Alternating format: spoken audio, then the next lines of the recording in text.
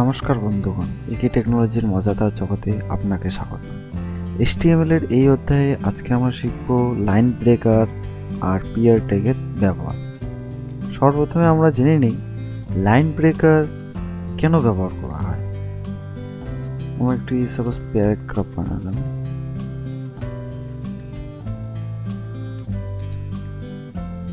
This is line 1. Copy করে নিলাম।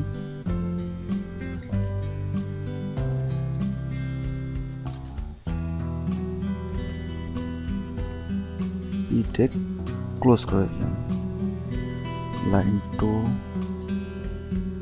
Line 3 save করে পেজে রিফ্রেশ করে দেব। এখানে দেখতে পাচ্ছেন this is line 1, line 2, line 3, তিনটি লাইন একই লাইনে চলে আসে। আপনারা যখন কোডটি লক্ষ্য করবেন, কোডে দেখবেন আমরা লাইনটি তিনটি লাইনে শো হয়েছে, কিন্তু যখন আমরা পেজে দেখছি তখন একটি লাইনে চলে আসে। HTML এ প্যারাগ্রাফ ট্যাগ একটি লাইনে শো করে। এই একটি লাইনের সমস্যা সমাধান করার জন্য আমরা লাইন ব্রেকার ইউজ করি। লাইন ব্রেকার ট্যাগ দিই, মানে বিআর ট্যাগ দিই। এখানে আমরা বিআর ট্যাগ ইউজ করলাম, তারপরে এখানে আমরা নেক্সট লাইনেও বিআর ট্যাগ ব্যবহার করলাম। এবার আমরা পেজটিকে রিফ্রেশ করে দেখতে পাচ্ছেন তিনটি লাইনে চলে আসে।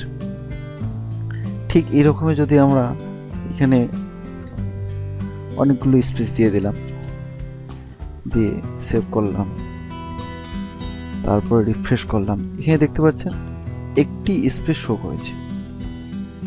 প্যারাগ্রাফ ট্যাগে আপনি যত খুশি স্পেস দেন, প্যারাগ্রাফ ট্যাগ একটি স্পেস শো।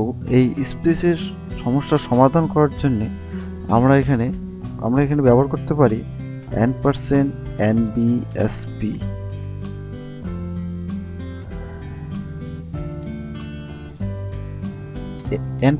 $MBSP আপনি যতবার স্পেস দিতে চান অতবার লিখবেন। আমরা এখানে 5 বার লিখলাম, লেখার পরে সেভ করে এবার পেজটিকে রিফ্রেশ করে দেবেন, 5টি স্পেস চলে আসে। আপনারা এত সব কোড দেখে নিশ্চয়ই চিন্তা করে যাবেন কি আমাদের একটা স্পেসের জন্য এত কিছু লিখতে হবে, বা লাইন ব্রেক করার জন্য এত কিছু লিখতে হবে।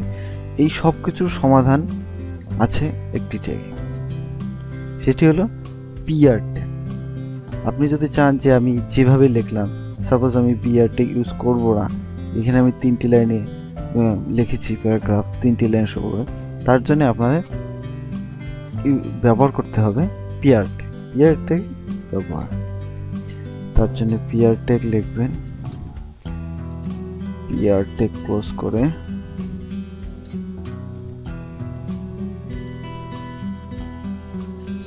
পিআরই হবে, পিআরই পিআর ট্যাগ লিখলাম। এটা আমরা লিখলাম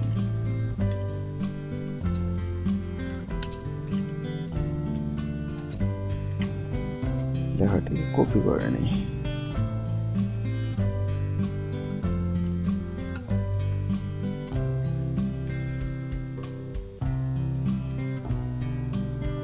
সেভ করলাম, রিফ্রেশ করলে দেখতে পারবেন আমরা যে হিসেবে লিখেছিলাম লাইন 1, লাইন 2, লাইন 3 ঠিক সেইভাবেই আমাদের পেজে শো করছে, যার কারণে আমাদের কোনো পিআর ট্যাগ ব্যবহার করতে হয়নি। বা ধরুন এখানে আমরা স্পেস দিব 1, 2, 3, 4, 5টা স্পেস দিলাম, দিয়ে সেভ করলাম, রিফ্রেশ করলাম, এখানে 5টা স্পেসে শো করছে। সুতরাং আমাদের এখানে কোনো $NBSP বা লাইন ব্রেকার ব্যবহার করতে হয়নি। আমরা যেভাবে কোডটি লিখব সেইভাবে শো করবে। আজকের টিউটোরিয়াল এই পর্যন্ত। টিউটোরিয়ালটি দেখার জন্য ধন্যবাদ। নেক্সট টিউটোরিয়ালে আবার দেখা হবে।